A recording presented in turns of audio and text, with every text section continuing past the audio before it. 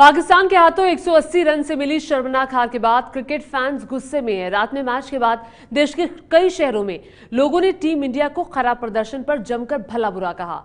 लोगों के गुस्से को देखते हुए रात में रांची में धोनी के घर की सुरक्षा बढ़ानी पड़ी।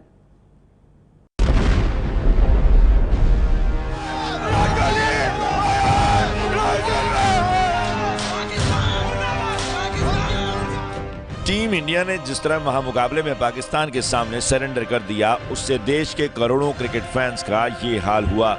मैच के बाद लोगों का गुस्सा फूट पड़ा और विराट कोहली के खिलाफ जमकर नारेबाजी हुई।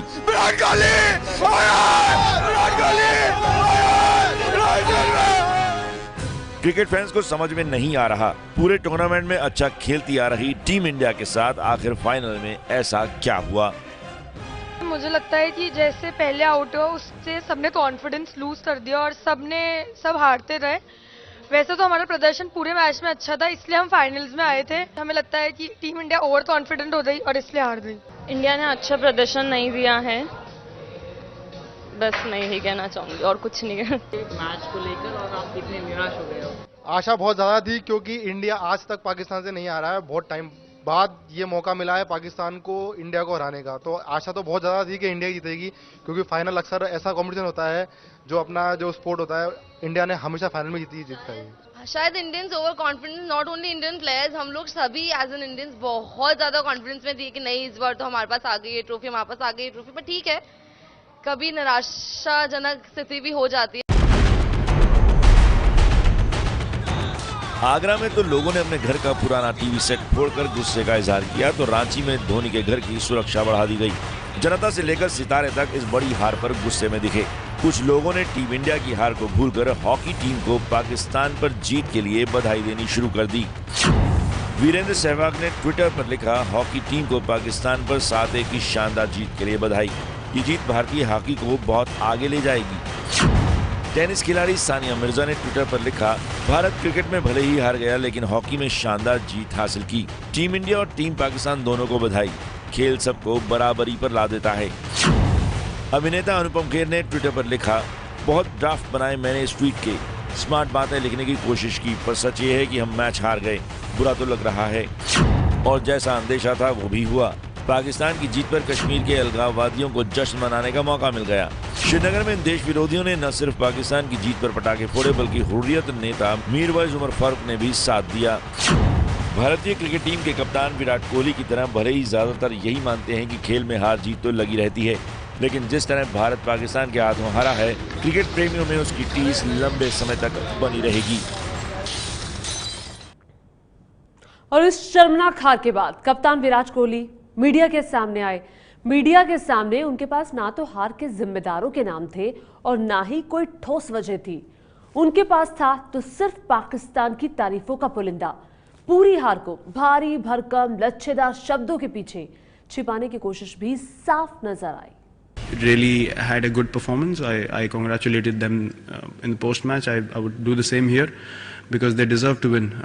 They certainly played really good cricket, and they also needed victories like these for them as a team. So a guy like Zaman, when he gets going, because he plays unorthodox shots, when players like that get going on their day, it becomes really difficult to stop them, because I think 80% of his shots were high risk and they were all coming off. So you can only do so much, as I said, as a bowler and a captain when that is happening, and you try to hit the best areas possible for those players. But sometimes you have to sit and say, the guy is good enough on the day to tackle everything, and you can only do so much. Bumrah ने तो 3 no ball और 5 wide डाली। इससे पहले श्रीलंका भी league round में पाकिस्तान को 23 रनों का तोहफा देकर टूर्नामेंट से बाहर हुआ था। क्या आपने उस मैच से सबक नहीं लिया? Yeah, I mean 25 extras is a bit too much, in a game like that, and that's something that we certainly need to take care of in future.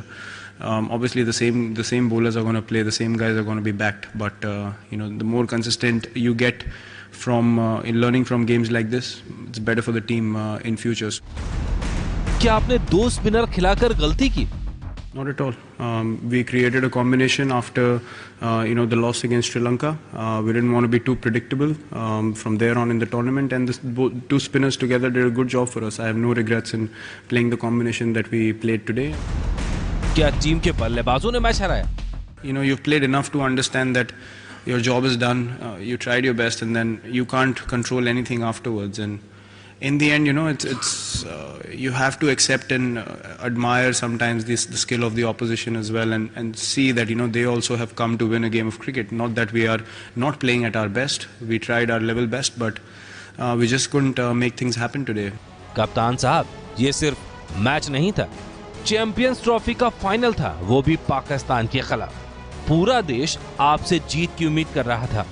जीत नहीं पाए तो कोई बात नहीं, कम से कम लड़कर तो हारते। उम्मीद थी कि हारने के बाद हार की वजह तो बताते, जिम्मेदारों का नाम तो बताते, पर शायद आप जीत हार से बहुत ऊपर उठ चुके हैं और आपके पास अब बचा है तो ये ज्ञान।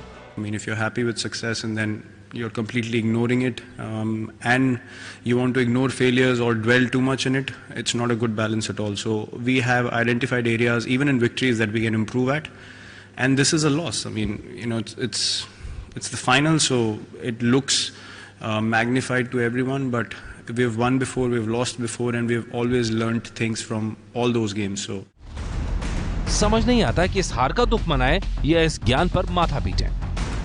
ये है एबीपी न्यूज़, आपको रखे आगे।